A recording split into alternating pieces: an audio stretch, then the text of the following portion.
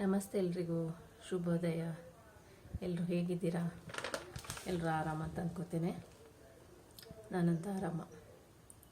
ನನ್ನ ಲಾಸ್ಟ್ ವಿಡಿಯೋನ ನೋಡಿ ಲೈಕ್ ಮಾಡಿ, ಶೇರ್ ಮಾಡಿ, ಕಮೆಂಟ್ ಮಾಡಿದ ಎಲ್ರಿಗೂ ಧನ್ಯವಾದಗಳು. ನನ್ನ ಈ ವಿಡಿಯೋನ ಫಸ್ಟ್ ಟೈಮ್ ನೋಡ್ತಿದ್ರೆ ಸಬ್ಸ್ಕ್ರೈಬ್ ಮಾಡಲಿಕ್ಕೆ ಮರಿಬೇಡಿ. ಅಲ್ಲದೆ ಇರೋ ಬೆಲ್ ಐಕನ್ ಒತ್ತಿದರೆ ನನ್ನ ಎಲ್ಲ ವಿಡಿಯೋದ ನೋಟಿಫಿಕೇಷನ್ ಖಂಡಿತ ನಿಮಗೆ ಬರುತ್ತೆ. ಇವತ್ತು ನಾನು ನೇಪತ್ತರಿ ನಾನು ಲಾಸ್ಟ್ ಟೈಮು ಶಾಪಲ್ಲಿ ತೋರಿಸಿದ್ದೆ, ಹೇಗೆ ಮಾಡೋದು ಅಂತ ತೋರಿಸಿರಲಿಲ್ಲ. ಬಟ್ ಈ ಪೌಡ್ರ್ ತೋರಿಸಿದ್ದೆ, ಅಜ್ಮಿಯವ್ರದ್ದು ನೇಪತ್ತರಿ. ಇವತ್ತು ಈ ರೆಸಿಪಿ ಮಾಡೋದು ಹೇಗೆ ಅಂತ ನಾನು ಮಾಡ್ತಾಯಿದ್ದೇನೆ. ಹಾಗಾಗಿ ಈ ವಿಡಿಯೋನ ಮಾಡ್ತಾಯಿದ್ದೇನೆ. ಖಂಡಿತ ನೋಡಿ ಟ್ರೈ ಮಾಡಿ, ಮಾಡಿದ ಮೇಲೆ ಕಮೆಂಟ್ ಮಾಡಿ.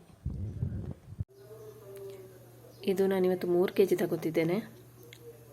ಸ್ವಲ್ಪ ಕೆಲಸಕ್ಕೆ ಜನ ಇದ್ದಾರೆ, ಹಾಗಾಗಿ 3 kg ತಗೊಂಡು ಇದರಲ್ಲೊಂದು 2 kgನ ನಾನು ಸ್ವಲ್ಪ ಬೇಯಿಸ್ಕೊತಾ ಇದ್ದೇನೆ.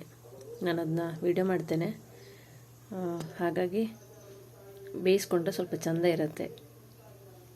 ಸ್ವಲ್ಪ ಮಾಡೋದಾದರೆ ಬೇಯಿಸ್ಕೊಳ್ಳೋ ಅವಶ್ಯಕತೆ ಇಲ್ಲ. ಖಾಲಿ 1 ಪ್ಯಾಕೆಟ್ ಮಾಡೋದಾದರೆ ಹಾಗೆ ನೀವು ಇದು ಮಾಡ್ಬೋದು, ಕಲಿಸ್ಕೋಬೋದು ಸ್ವಲ್ಪ ಬಿಸಿನೀರಲ್ಲಿ.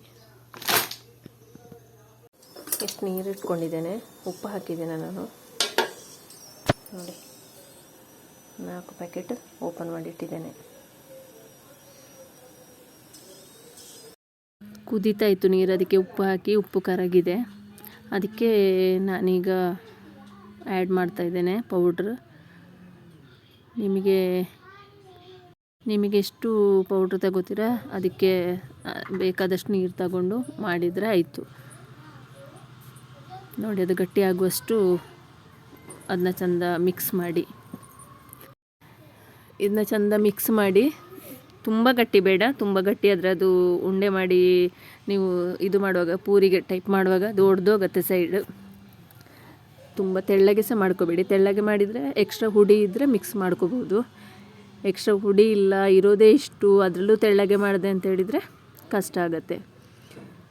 ಖಂಡಿತ ಈ ವಿಡಿಯೋನ ನೋಡಿ ಟ್ರೈ ಮಾಡಿ, ಟೇಸ್ಟ್ ನೋಡಿ ನನಗೆ ಕಮೆಂಟ್ ಮಾಡಿ. ನಿಮ್ಮ ಕಡೆ ಈ ಥರ ಪೌಡ್ರ್ ಇದೆಯಾ ಅಂತ ಹೇಳಿ. ನೋಡಿ, ಉಂಡೆ ಮಾಡ್ಕೋತಿದ್ದೇನೆ. ನಾನು ಉಂಡೆ ಮಾಡ್ಕೊಳ್ಳೋದು ನೋಡಿದರೆ ಗೊತ್ತಾಗ್ಬೋದು ನಾನು ಎಷ್ಟು ಹದಕ್ಕೆ ಅದನ್ನ ಮಾಡ್ಕೋತಿದ್ದೇನೆ ಅಂತ. ತುಂಬ ಗಟ್ಟಿ ಬೇಡ, ಹಾಗೆ ತುಂಬ ತೆಳ್ಳಗೆ ಸಹ ಮಾಡೋದು ಬೇಡ.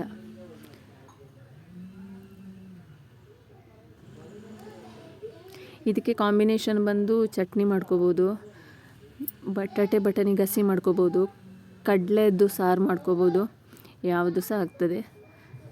ನೀವು ಯಾವುದನ್ನು ಮಾಡಿಕೊಂಡು ಹೇಗೆ ತಿಂತೀರ ಅನ್ನೋದು ಅದರ ಮೇಲೆ ಇರುತ್ತೆ. ನಾನಿವತ್ತು ಬಟಾಣಿ ಮತ್ತು ಬಟಾಟೆ ಗಸಿ ಮಾಡ್ಕೊಂಡಿದ್ದೇನೆ. ಇದಕ್ಕೆ ನಂದು ಉಂಡೆಗಳೆಲ್ಲ ರೆಡಿಯಾಗಿದೆ.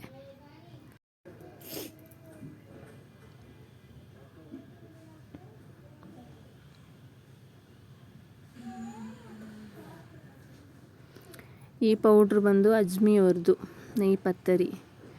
ಲಾಸ್ಟ್ ಟೈಮ್ ನಿಶಿ ಸ್ಟೋರಲ್ಲಿ ತೋರಿಸಿದ್ದೆ, ನೆನಪಿರ್ಬೋದು ನಿಮಗೆ. ಇದು ನಿಶಿ ಸ್ಟೋರಲ್ಲಿ ಸಿಗುತ್ತೆ. ನೋಡಿ, ಇದು ಪೂರಿಯಷ್ಟು ಅಗಲ ಮಾಡ್ಕೊಂಡಿದ್ದಾನೆ. ನಮ್ಮ ನಿಶಿ ಉಂಡೆ ಮಾಡಿ ಕೊಡ್ತಾ ಇದ್ದಾಳೆ ನನಗೆ.